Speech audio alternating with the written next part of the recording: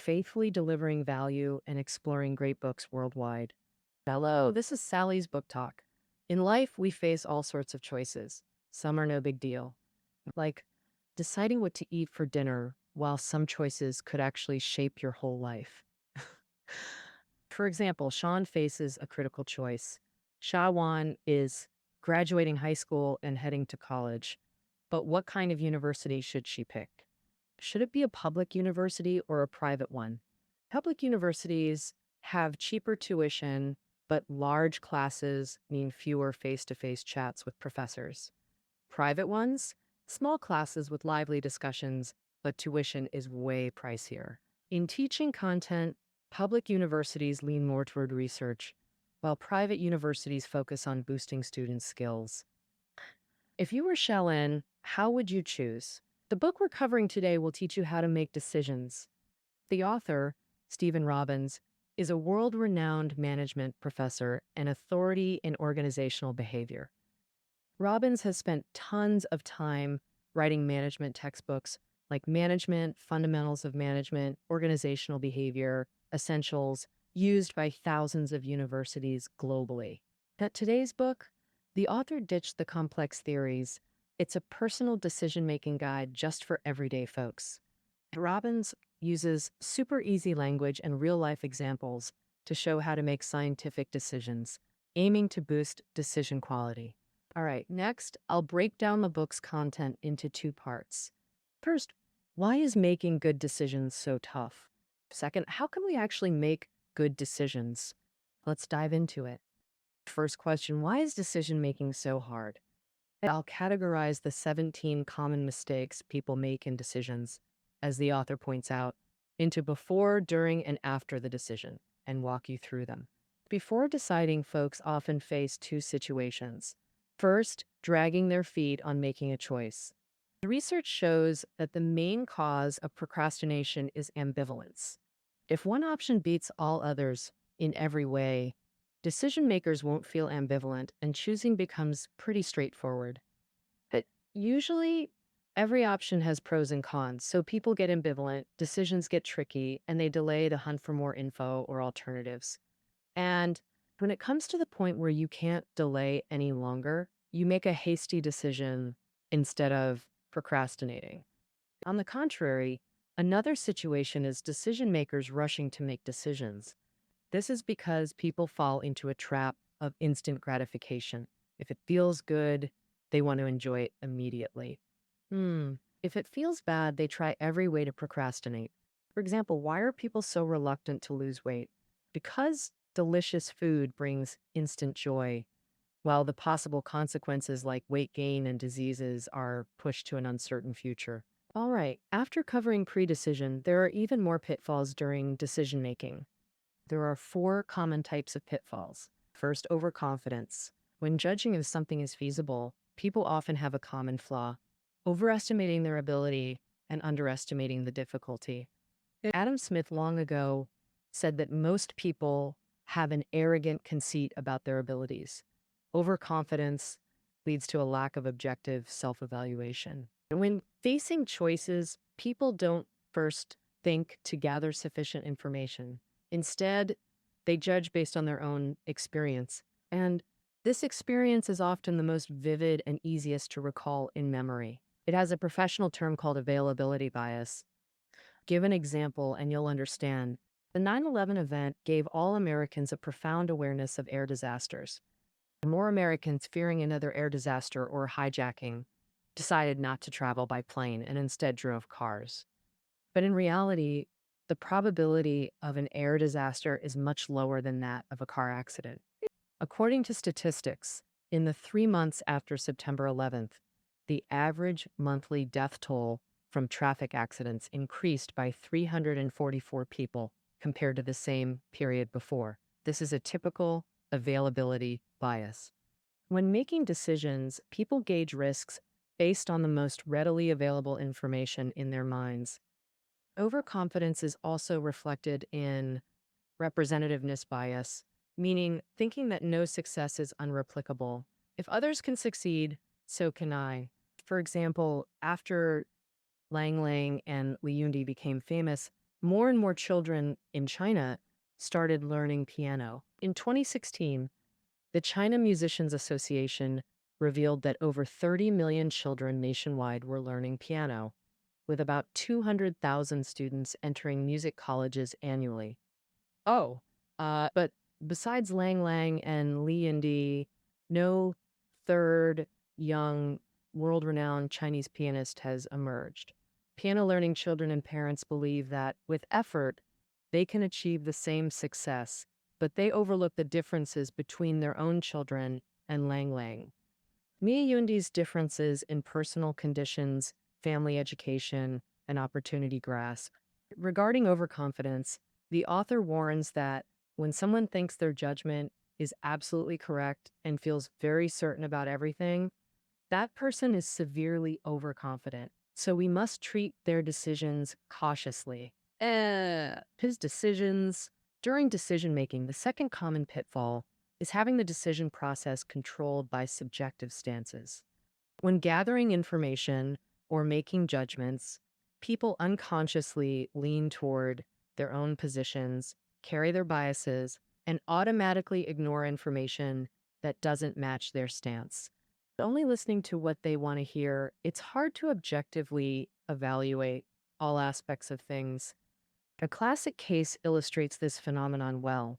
Researchers invited 23 middle managers to read a case study of a steel plant and asked them to answer if they were the new CEO. After understanding the company, what problem they would prioritize first.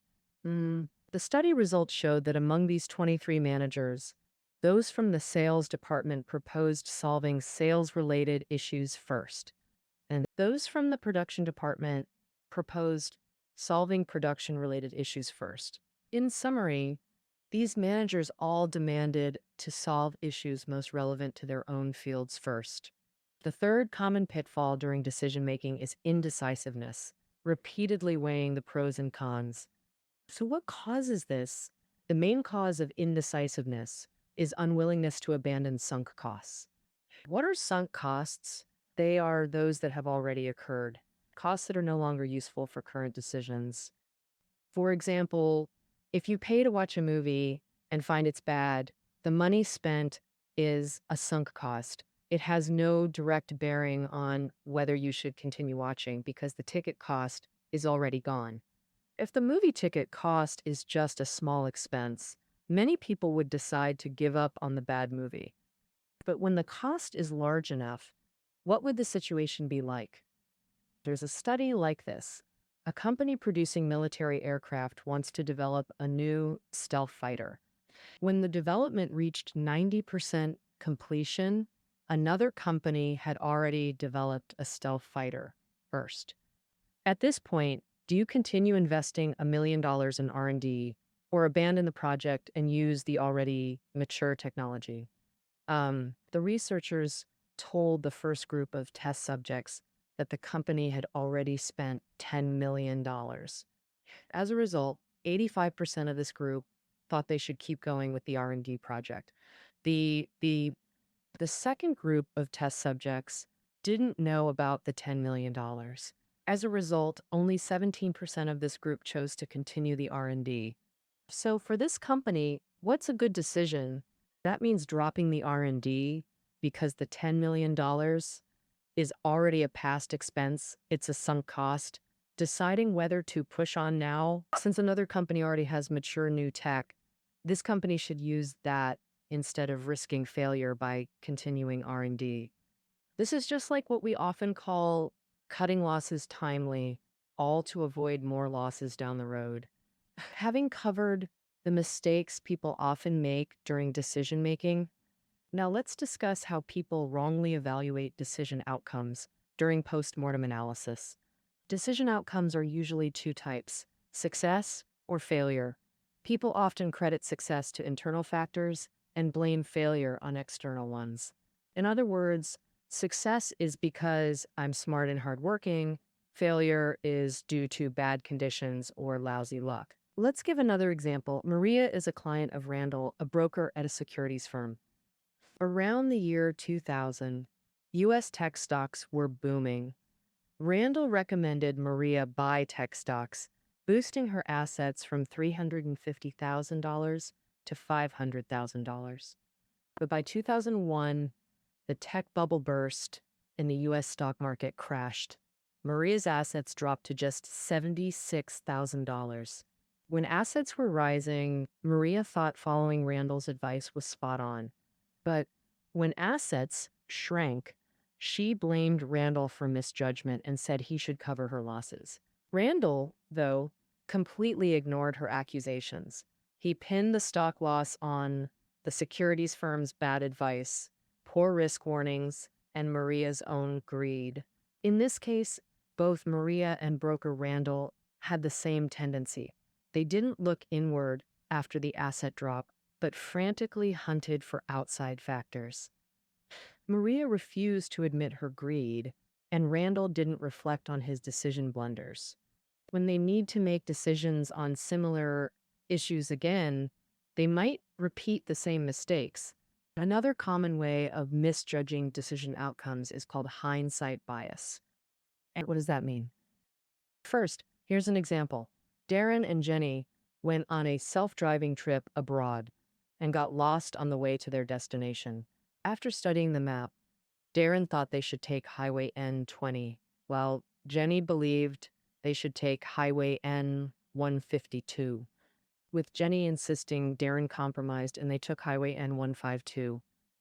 Eventually, they did arrive at the hotel. While checking in, they complained to the clerk about the long drive. The clerk told them Highway M20 would have taken half the time. Darren sighed.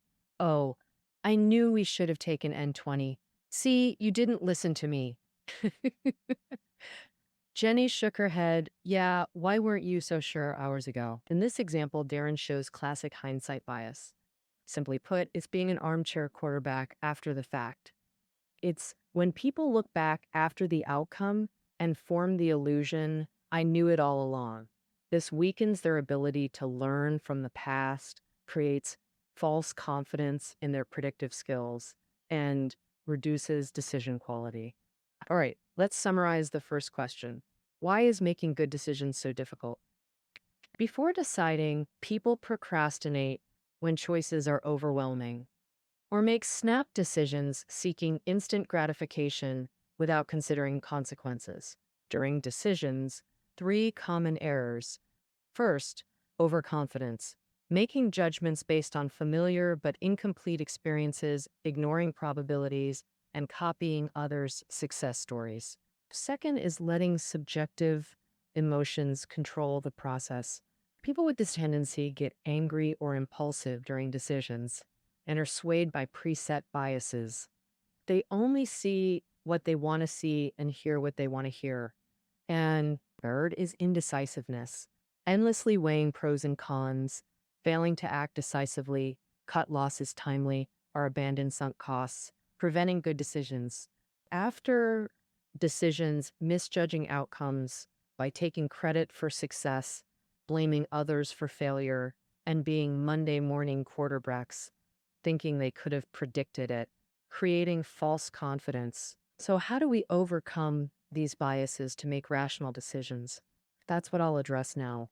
A second question. The author offers 4 recommendations.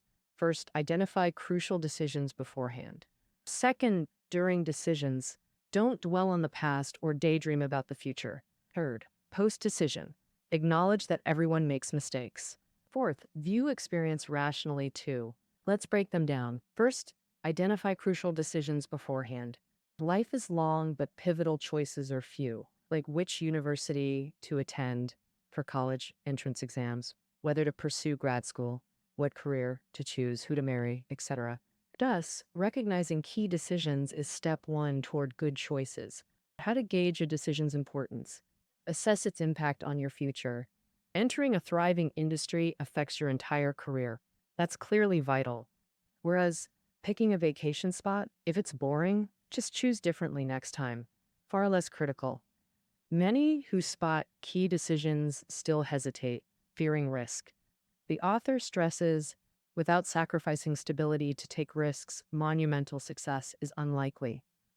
You can't expect routine predictable work to bring immense wealth or glory. Success walks hand in hand with change, risk, even failure. Sheryl Sandberg, Facebook COO, took such leaps twice. First, leaving her role as chief of staff at the Treasury under Clinton to join then startup Google. After 7 successful years at Google, she jumped to another startup. Second, during decisions, avoid fixating on the past or fantasizing about the future. Many waste endless time rehashing past choices or imagining scenarios. People often regret thinking about what might have happened if they'd chosen differently. Oh, if only I hadn't done that back then.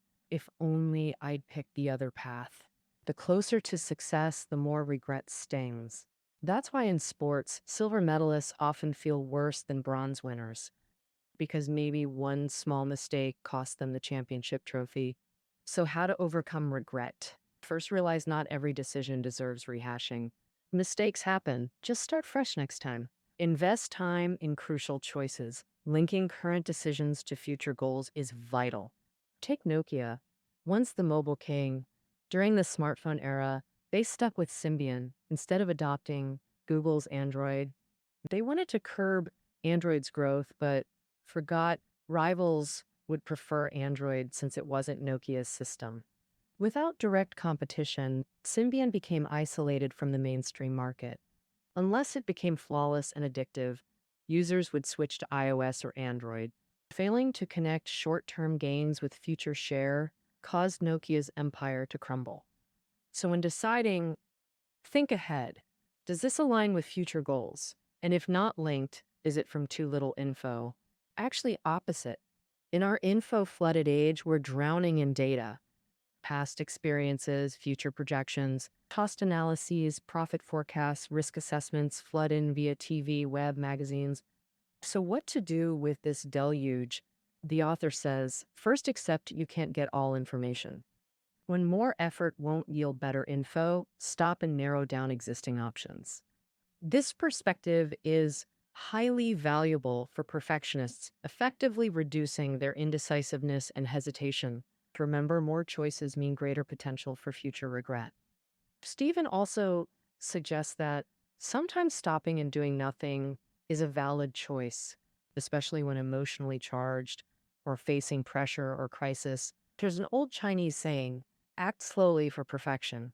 Capturing this wisdom, decisions made in impulsive enthusiasm aren't rational. Decision outcomes include both successes and failures. When reviewing decisions post-mortem, courage to own failure is essential. This leads to our third recommendation. Admit humans err dash bigger risks mean greater failure chances. Your mindset determines whether failure is a crushing defeat or a new opportunity to learn and grow. Walt Disney was fired by a newspaper editor who deemed him unimaginative. Later, he founded Disney Company. Carlin Sanders was fired from dozens of jobs before founding KFC. Even Michael Jordan, the greatest basketball player, was cut from his high school team. These achievers faced failures, but persevered, treating setbacks as learning opportunities. Like Edison said, I haven't failed, I've found 10,000 ways that don't work. Failure must be confronted, and experience requires rational evaluation. The author views experience as intangible asset yet potential burden. Experience reflects the past, but past and present often differ. It also traps people in familiar patterns, stifling innovation. Would alternative choices succeed? Experience offers no trial. Sometimes experience even breeds inaccurate perceptions. Take Warren Buffett, expertise, limitation. In 1999, he admitted not understanding tech stocks, sticking to familiar sectors like finance, insurance, retail, and airlines. It wasn't until 2011 that Buffett invested in IBM, by which time IBM's stock price had risen from $64 in early 2000 to $167 when he bought. Experts analyze that Buffett chose IBM over Apple because he was still using traditional industry metrics to evaluate tech stocks. But from 2011 to 2016, IBM's performance declined steadily while Apple's stock price tripled. Buffett finally shifted strategy. investing in emerging tech. In 2016, he gradually bought Apple stock, and by late 2017 sold 94.5% of his IBM holdings. And the author offers these suggestions to help people build a rational decision-making framework. This framework isn't complex, just 6 steps total. Now let's unpack this framework using Sean's case from earlier. Sean's college choice after high school is step 1. Identify and define the problem. College plays a crucial role in shaping one's life direction. Sean recognizes this as a pivotal decision. Next comes step 2. Establish decision criteria. Sean identifies key factors affecting his choice between public and private universities. First, proximity. He wants to drive home on weekends.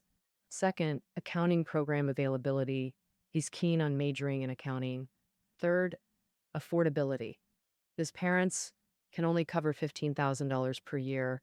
Beyond that, requires part-time work.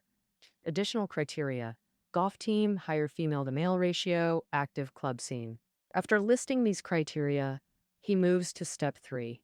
Analyze standards. With numerous criteria of varying importance, for instance, affordability clearly outweighs gender ratio. So he assigns different weights to each criterion. Accounting program gets top weight 10 out of 10. Club activities minimal 1 out of 10. So he assigned different weights to all his criteria. Then Sean began step 4. Consulting teachers and researching online, he compiled a college list, his alternatives. Step 5. Sean applied his weighted criteria to evaluate each university on the list, scoring them. Step 6. Sean selected the highest scoring school. Sean fully utilized this framework, embodying key decision principles: clear objectives, thorough research, rational analysis. With comprehensive data and flawless logic, he made the ideal choice. This is rationality achieved. All right, that concludes part 2. Let's recap. Part 2 covered Stephen's 4 recommendations for rational decision making. First, identify crucial decisions when making choices. Appropriate risk taking is necessary to achieve goals. Second, during decisions, don't dwell on past mistakes. Maintain long-term vision. When stuck, staying calm and postponing decisions can itself be wise. Third, post-decision, admit everyone errs. Temporary failures are learning opportunities. Innovative, challenging norms. Sometimes discarding it for unconventional paths yields better outcomes. Finally, the author presents a standardized 6-step decision process. Step 1, identify and define the problem. Step 2, establish decision criteria. Step 3, analyze criteria. Step 4, develop alternatives. Step 5, evaluate each alternative. Step 6, select the highest scoring option. Master this framework to apply it in work and life. We learn many things in life: STEM subjects, sports, critical thinking. Yet, almost no one learns how to make decisions. Wrong choices only distance us from goals, like heading south while your chariot points north. This ancient story captures that truth perfectly. This book clearly teaches decision-making, hopefully helping you become a rational decider who makes great choices. All right, making good decisions. That wraps up today's interpretation. Reading notes are below the audio. See you tomorrow.